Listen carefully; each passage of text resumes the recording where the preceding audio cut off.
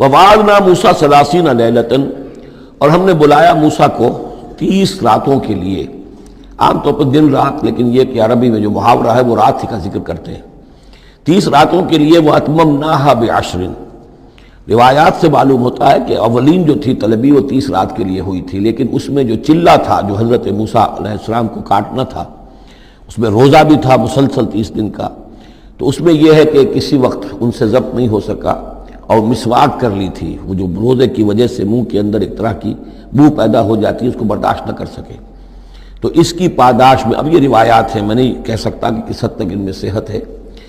فَأَتْمَمْنَاهَا بِعَشْرٍ، تو مکمل کر دیا ہم نے اس مدت کو 10 دن سے. اور فَتَمَّ مِيقَاتُ رَبِّهِ 40 لَيْلَةً، تو وقت مدت پوری ہو گئی اس کے رب کی، یعنی 40 راتیں. یہیں سے ہمارے ہاں تصوف میں اہل صوفیہ نے 40 کا یہ چلہ کشی، 40 دن 40 رات کا چلہ کاٹنا، یہ جو ہے نکالا ہے. وقال موسیٰ لأخیہ ہارون، اور کہا موسیٰ نے اپنے بھائی ہارون سے علیہ السلام، اخلفنی فی قومی، آپ میری نیابت کیجئے میری قوم میں جا رہا ہوں. مجھے اللہ تعالیٰ نے طلب فرمایا کوہ طور پر. واصلح، اور دیکھیے اصلاح کرتے رہیے. ولا تتبع سبیل المفسدین، اور فساد مچانے والوں کے راستے کی پیروی نہ کیجیے گا. ولما جاء موسیٰ لمیقاتنا، اور جب موسیٰ پہنچے ہمارے وقت مقرر پر، وکلمہ ربہ، اور ان سے کلام کیا ان کے رب نے. قال رب ارنی انظر الیک، انہوں نے درخواست کی پروردگار مجھے اپنا دیدار عطا فرما، مجھے دکھا کہ میں تجھے دیکھوں. قال لن ترانی، اللہ نے فرمایا تم مجھے ہرگز نہیں دیکھ سکتے. ولکن انظر الی الجبل، لیکن ذرا اس پہاڑ کو دیکھو. فإن استقر مکانہ، اگر وہ اپنی جگہ پر کھڑا رہ جائے، برداشت کر جائے ہماری تجلی کو، فسوف ترانی، تو تم بھی سوچنا کہ شاید ہمیں دیکھ سکو. فلما تجلی ربہ للجبل، جب اللہ نے اپنی ایک تجلی ڈالی پہاڑ پر. اب یہ جلی کہتے ہیں روشن چیز کو، جلی شے روشن. تجلی یہ باب تفاعل ہے، کسی شے کا خود روشن ہو جانا. تو اللہ تعالیٰ کی یہ ذات کی تجلی ہے کہ جو پہاڑ پر ڈالی گئی. جعلہ دکن، جس سے کہ وہ پہاڑ جو ہے وہ بالکل ریزہ ریزہ ہو گیا. وخر موسیٰ صاعقہ، اور حضرت موسیٰ علیہ السلام بھی تجلی باری تعالیٰ کے اس بالواسطہ مشاہدے کے نتیجے میں بھی وہ بے ہوش ہو کر گر پڑے. فلما افاقہ، جب انہیں افاقہ ہوا، ہوش میں آئے. قال سبحانک، اب انہوں نے کہا اے اللہ تو پاک ہے.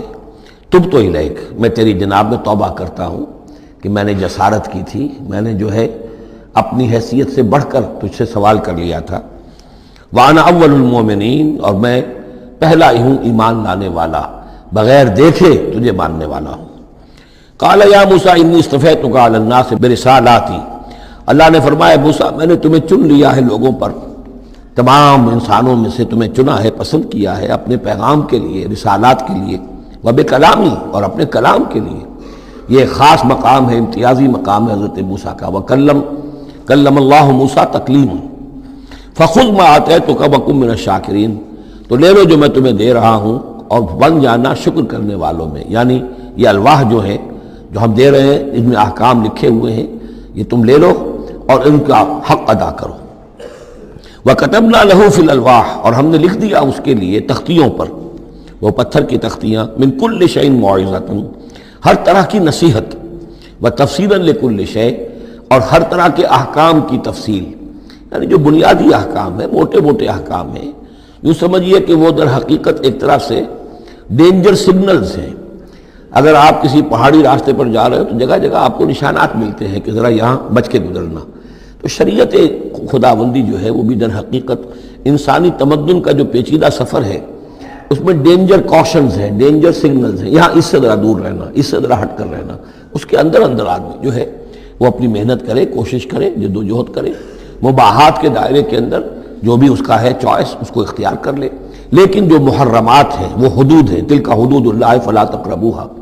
تو شریعت کی جو آسمانی شریعت ہے اصل بنیاد یہی ہے کہ زندگی کے ہر گوشے سے متعلق چند موٹے موٹے احکام دے دیے. اس کے اندر جو ہے وہ کھلا چھوڑ دیا انسان کو کہ اب اس کے اندر اپنی سمجھ سے، اپنے اجتہاد سے، اپنی کوشش سے، اپنی عقل کو بروئے کار لا کر کام کرو. وَكَتَبْنَا لَهُ فِي الْأَلْوَاحِ مِنْ كُلِّ شَيْءٍ مَوْعِظَةً وَتَفْصِيلًا لِكُلِّ شَيْءٍ فَخُذْهَا بِقُوَّةٍ، تو اے موسیٰ اس کو تھام لو مضبوطی کے ساتھ، وَأَمُرْ قَوْمَكَ، اور اپنی قوم کو بھی حکم دو، يَأْخُذُوا بِأَحْسَنِهَا، کہ وہ اسے پکڑیں، اس کو تھامیں اس کی بہترین صورت کے اندر۔ اس کے مراد کیا ہے کہ ہر معاملے کے اندر درجے ہوتے ہیں۔ آپ کو ایک چیز بتائی جا رہی ہے، اس میں ایک درجہ اونچا ہے، ایک اس سے کمتر ہے، آپ اونچے سے اونچے درجے کی طرف آنے کی کوشش کیجیے۔ یہی بات جو ہے مسلمانوں سے بھی پھر کہی گئی ہے، آخری پاروں میں ہم دیکھیں گے چل کر کہ وہ لوگ کہ جو کلام کو سنتے ہیں، یستمعون القول فیتبعون احسنہ، وہ کلام کو سنتے ہیں پھر جو اس کی بہترین بات ہوتی ہے اس کو اختیار کرتے ہیں۔ ایک یہ ہوتا ہے آدمی سوچتا ہے کچھ اور کمی والی بات ہو جائے، ڈھیل ہو جائے، رعایت ہو جائے، چلیے پاس مارکس مجھے مل جائیں، مجھے فرسٹ ڈویژن نہیں چاہیے، مجھے سیکنڈ ڈویژن نہیں چاہیے، ڈسٹنکشن نہیں چاہیے، پاس ہی ہو جاؤں۔ لیکن یہ معاملہ دین میں نہیں ہونا چاہیے، یہ معاملہ دنیا میں کرو، دین میں اچھے سے اچھا، اعلی سے اعلیٰ، جیسا کہ ہم پڑھ چکے ہیں سورہ مائدہ کے اندر، اذا اتقوا وآمنوا وعملوا الصالحات ثم اتقوا وآمنوا ثم اتقوا واحسنوا واللہ یحب المحسنین۔ ہے جستجو کہ خوب سے ہے خوب تر کہاں، کیوں نہیں بہتر سے بہتر کی طرف جاتے؟ جتنا آج وقت لگا رہے ہو دین کے لیے اس سے زیادہ لگاؤ کل، اور پرسوں اس سے آگے تمہارا قدم پڑنا چاہیے، نہ یہ کہ آدمی جو ہے وہ پیچھے کی طرف دیکھے۔ وَأَمُرْ قَوْمَكَ يَأْخُذُوا بِأَحْسَنِهَا، اس کا جو بہترین رخ ہے اس کو اختیار کریں۔ سَأُرِيكُمْ دَارَ الْفَاسِقِينَ، ان قریب میں تمہیں وہ گھر دکھا دوں گا جو اس وقت فاسقوں کے قبضے میں ہے۔ یعنی یہاں جو کچھ ہوا ہے، کوہ طور جو ہے وہ سمجھ لیجئے کہ وہ سینائی پیننسلا کا جو ساؤدرن ٹپ ہے وہاں پر ہے تقریباً کوہ طور۔ تو گویا کہ خلیج سویز کو کراس کیا یا کہیں سے کسی جھیل کو کراس کر کے مصر سے آئے سینائی پیننسلا میں، پھر یہ کہ خلیج سویز کے ساتھ ساتھ ہو کر ساؤدرن ٹپ تک پہنچ گیا پورا قافلہ، یہاں پڑاؤ رہا ان کا طویل عرصے تک، اور یہیں پر پھر حضرت موسیٰ علیہ السلام طلب کیے گئے کوہ طور پر، وہاں سے اب واپس آ گئے۔ اب ان سے کہا گیا کہ آگے بڑھو، اور خلیج عقبہ کے ساتھ ساتھ ہو کر داہنی جو ہے کھاڑی جو ہے ریڈ سی کی، اس سے آگے بڑھو اور فلسطین میں جا کے اب تمہیں جنگ کرنی ہے۔